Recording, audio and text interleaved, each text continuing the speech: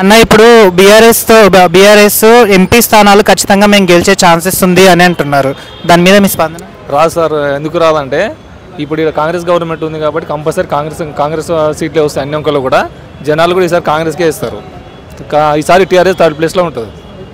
అంటే కాన్ఫిడెంట్గా చెప్తున్నాడు కదా కేటీఆర్ గారు, మేము ఖచ్చితంగా గెలుస్తాము, మేము ఖచ్చితంగా మళ్ళీ ఇక్కడ మిస్ అయినా కూడా ఎంపీ స్థానాల్లో మేము ఖచ్చితంగా గెలుస్తాము అని చెప్పేసి అన్నారు. లేదు సార్, ఎందుకు అని చెప్పుకుందంటే బీఆర్ఎస్కు వేసినా కూడా వాళ్ళు ఓట్లు వేసినా వాళ్ళు కన్వర్ట్ బీజేపీకి కన్వర్ట్ అవుతారు. అందుకొరకు జనాలు కూడా చాలా హుషారుగా అయినారు. ఓటర్స్ ఎక్కడ డెవలపింగ్ ఉందో దాన్ని బట్టే వాళ్ళు కూడా జనాలు కూడా పోతున్నారు. గత ప్రభుత్వంతో పోలిస్తే ఈ ప్రభుత్వం ఎలా ఉంది? ఇంకా కొంచెం టైం ఉంది కదా సార్, మనం అప్పుడే దాన్ని కూడా చెప్పనీకి రాదు. కానీ ఇప్పటికైతే మేలే ఉంది, సాఫ్ట్గా ఉంది.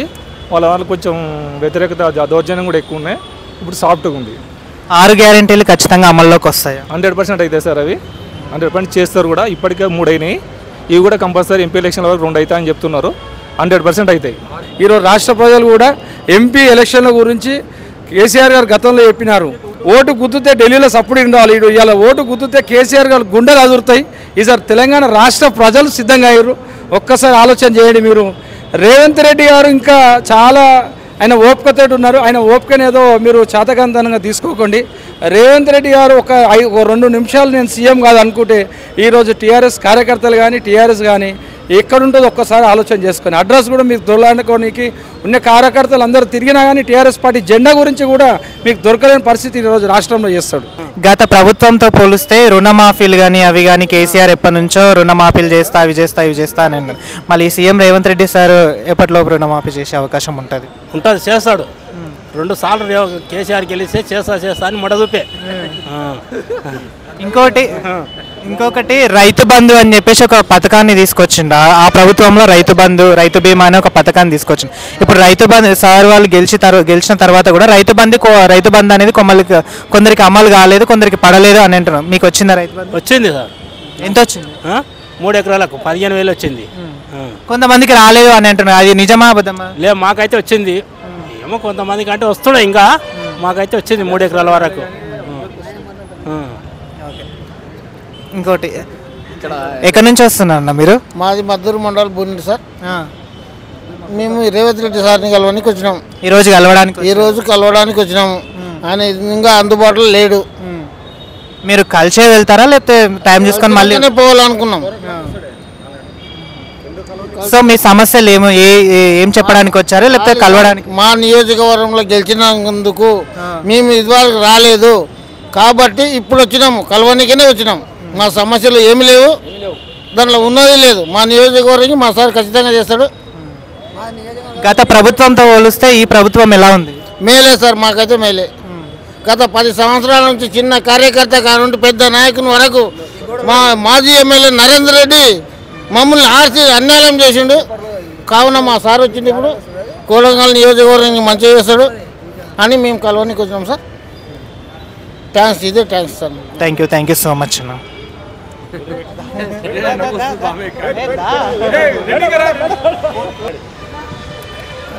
ఇప్పుడు ఎక్కడి నుంచి వస్తున్నారు సార్? మాది నారాయణపేట జిల్లా కొత్తపల్లి మండలము, విలేజ్ బున్నేడు గ్రామం. ఎందుకు వచ్చారు అసలు ఇక్కడికి?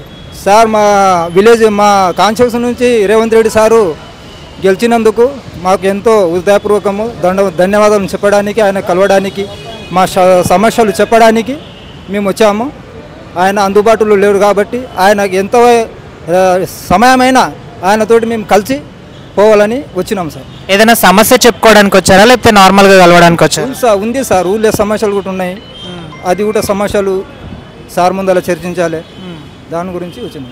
ఏం సమస్యలు ఉన్నాయి అంటే ఇప్పుడు గత ప్రభుత్వంతో పోలిస్తే ఈ ప్రభుత్వం ఎలా మేము చేసాం? మొన్న ఒక షర్మిల గారు ఒక వ్యాఖ్యానం ఇచ్చారు.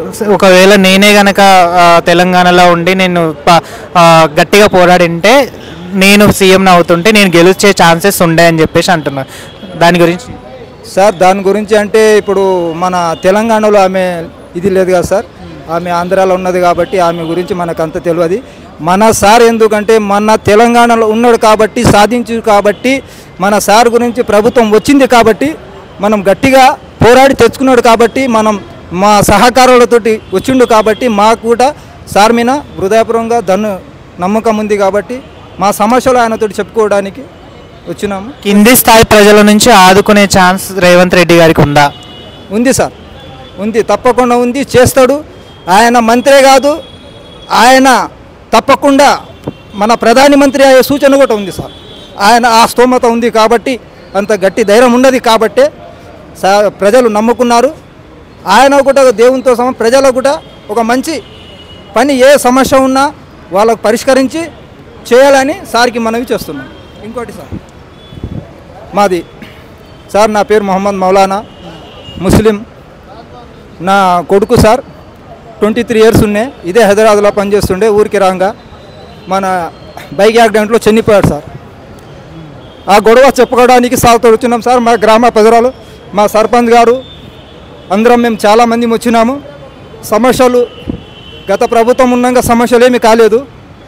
దేవుడు ఉన్నాడు, ప్రజలకు ఆదుకోవడానికి దేవుడు ఉన్నాడు, నేనున్నా కాబట్టి అన్నందుకే మేము కూడా ఆయనకు సహకరించినాము. కాబట్టి ఆయనకి మాకు ఏమన్నా మా సమస్యలేని మాకు ఏమన్నా సహాయం చేస్తాడని మా సార్ దగ్గర మేము వచ్చినాం సార్. మాది కొడంగల్ నియోజకవర్గం బూనేడు గ్రామం నుండి వచ్చాము. ఎందుకు వచ్చారు అసలు?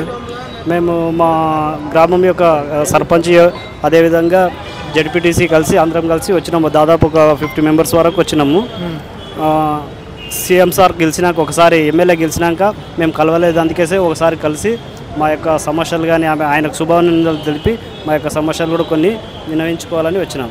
ఇప్పుడు మీరు సమస్యలతో గాంధీ భవన్ దాకా వచ్చారు, సీఎం రేవంత్ రెడ్డి సార్ని కూడా కలవబోతున్నారు. మీ సమస్యకు పరిష్కారం అవుతుందనే ఛాన్స్ మీకుందా? ఉంది, 100% ఉంది సార్.